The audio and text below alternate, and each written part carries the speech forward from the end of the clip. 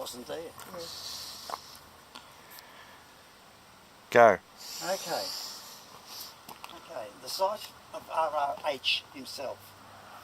Okay, it's got a bit of a lean on that. The base, which is attached to that, sits on a piece of granite there. Now that piece of granite is all in one piece round to here, but the rail is broken off there, so that's literally free. Now as that moves, as the ground shrinks a bit, the whole thing moves a bit, so it fractures. So there's a fracture there and the fracture over here. Otherwise these two sides are one piece each. The corners, they've both broken because the pressure is that way, caused by that and by that.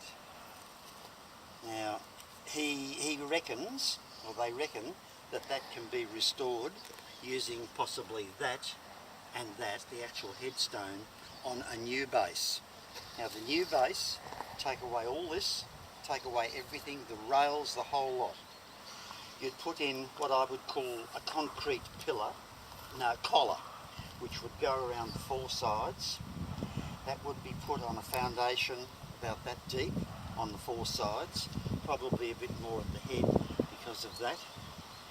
Because at the moment the debate could be, is that going to stay there or is it going to be reversed, put down this end and face that way? That's for decisions. The rail will have to be done away with completely, because to restore the rails would be prohibitively expensive really. And then the whole top, well, we have two options.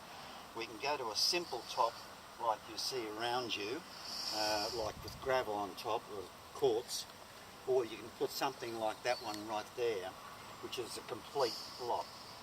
So we're looking potentially at the cheaper version, which would be very sound, for 6,000.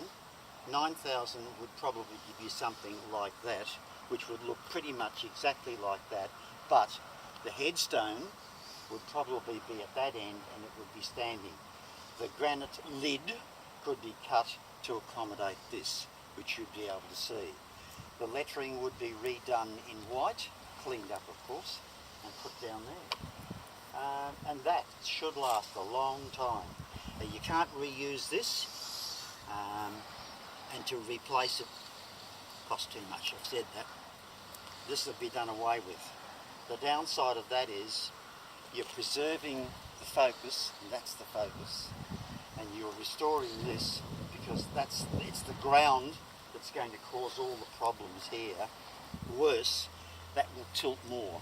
I estimate that's got a lean of approximately 5 degrees or less, probably more like 3 or 4. It's got a slight lean, and you can see what's caused that. The pressure is on there, so it breaks. The pressure on there, same place. So it's slowly tilting that way. End of session.